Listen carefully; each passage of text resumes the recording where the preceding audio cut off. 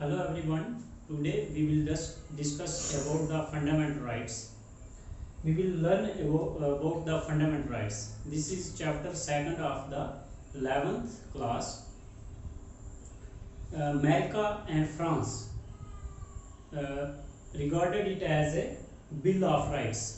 America में और France में फंडामेंटल राइट्स को बिल ऑफ राइट्स के नाम से जाना जाता है। तो इंडियन कॉन्स्टिट्यूशन में फंडामेंटल राइट्स के नाम से ये मेंशन्ड हैं। We have also bill of rights just as fundamental rights which protects us from the government. ये आपने याद रखना है कि फंडामेंटल राइट्स हमें गवर्नमेंट से, कंट्री से सेव करते हैं, क्योंकि they are safeguard for the citizens. In the Indian Constitution, there are 6 fundamental rights. First, right to equality, Articles 14 to 18. Second, right to freedom of Articles 19 to 22. Third, right against exploitation, Articles 23 to 24. Fourth, right to freedom of religion, Articles 25 to 28. Fifth, cultural and educational rights, Articles 29 to 30. And sixth one is right to constitutional remedies, Articles 32. Now we will discuss one by one. सबसे पहले हम right to equality को लेंगे, जो article 14 to 18 से deal करता है। अब देखिए, फंडामेंटल राइट्स जो हैं इंडियन कॉन्स्टिट्यूशन में special part 3rd of the Indian constitution में शामिल किए गए हैं। Part 3rd of the Indian constitution में राइट टू इक्वालिटी क्या है? Which includes rights before equality before law.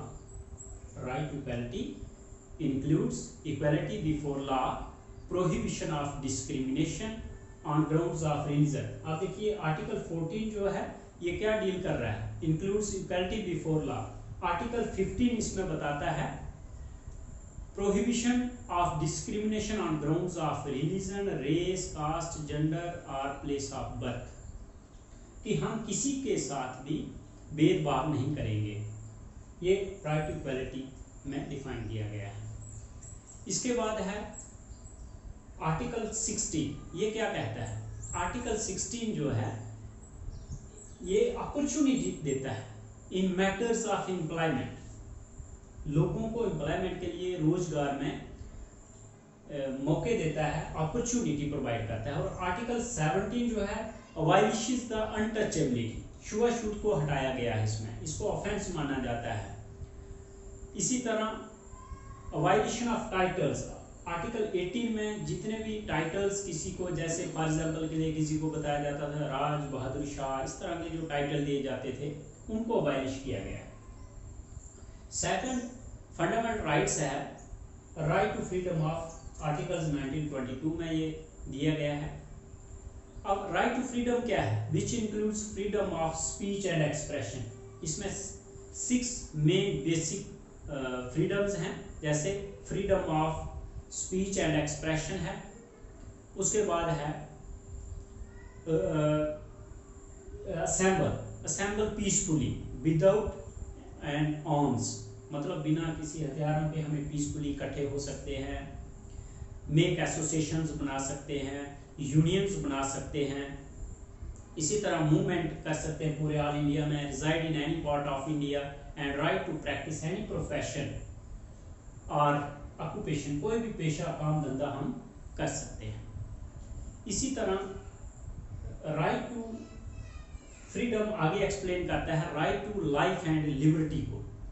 Right to education provide करता है इसमें, protection in respect to conviction in offences and protection against arrest and detention in certain cases. क्या है कि certain cases में ये अगर किसी आदमी को अरेस्ट कर लिया जाता है तो उसको क्या किया जाता है कि उसको हम उसको वकील जो है वो छुड़ा के ले जा सकता है। इस तरह की पर्सनल फ्रीडम इसमें दी गई है, पर्सनल हमारी जो डिटेंशन हो जाती है, कभी कभी किसी की कोई अपराध करता है तो उसको क्या किया जाता है कि छुड़ा लिया जाता है कोर्ट से, क्योंकि ये पर्सनल फ्रीडम में आता है। इसी तरह आर्टिकल 3 आता है हमारा, सॉरी फंडामेंटल राइट 3 है राइट अगेंस्ट एक्सप्लॉयटेशन, जो आर्टिकल 23 से 24 डील करता है। Right against exploitation which prohibits all forms of forced labour. अब जो फोर्स्ड लेबर की, बच्चों से जो लेबर करवाई जाती है, चाइल्ड लेबर है, जो ट्रैफिक इन ह्यूमन बींग्स, इंसान की खरीदो फरोख्त की जाती है, इंसान को खरीदा और बेचा जाता है, ये उसके खिलाफ है। या फॉर एग्जांपल के लिए एक्सप्लॉयटेशन है क्या, जैसे किसी को हम एक लेबरर है, उसे 10 या 12 घंटे काम करवाते हैं, उसको जो वेजेस है वो भी कम देते हैं, दिहाड़ी भी कम देते हैं, वो भी एक्सप्लॉयटेशन है। तो इस तरह से इसको हटाया गया है, ये इसके अगेंस्ट है। उसके बाद है right to freedom of religion, articles 25 to 28। Right to freedom of religion क्या है, which includes freedom of conscience and force free profession.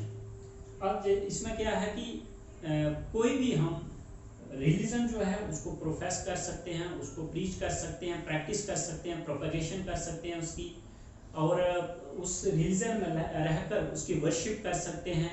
Religious affairs, freedom of religious instructions in certain educational institutions, कुछ educational institutions में हम religious शिक्षा भी दे सकते हैं।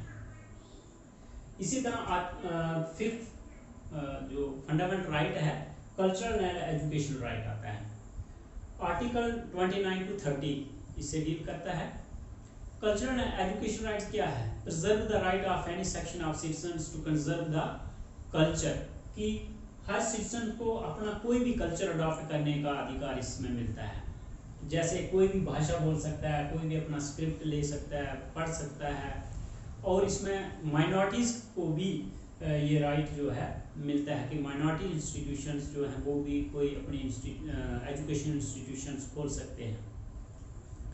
इसमें राइट टू एजुकेशन में ये भी आता है, लेटेस्ट एडिशन हुई है एजुकेशन में, कि जो बच्चे 6 to 14 ईयर्स ऑफ एज हैं उनका फंडामेंटल राइट्स है एजुकेशन लेना जो है वो, और इसके साथ है फ्री एंड कंपल्सरी एजुकेशन उनको मिलती है, ये भी इसमें शामिल किया गया है राइट टू एजुकेशन में।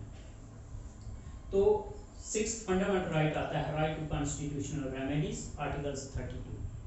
अब देखिए जितने भी ये 5 जो फंडामेंटल राइट्स हमने पढ़े हैं, अगर गवर्नमेंट इनको वायलेट करती है, अगर किसी को एजुकेशनल इंस्टीट्यूशन में एडमिशन नहीं मिलती है, किसी के साथ एक्सप्लॉयटेशन होता है, किसी को इक्वालिटी नहीं मिलती है, या किसी को फ्रीडम नहीं मिलती, या किसी को राइट टू रिलीजन नहीं मिलता, तो इनकी प्रोटेक्शन के लिए राइट टू कॉन्स्टिट्यूशनल रेमेडीज दिया गया है।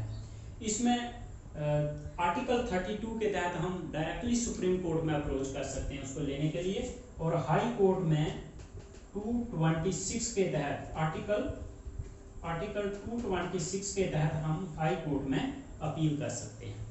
तो ये थे फंडामेंटल राइट्स जो इंडियन कॉन्स्टिट्यूशन में मेंशन किए हुए।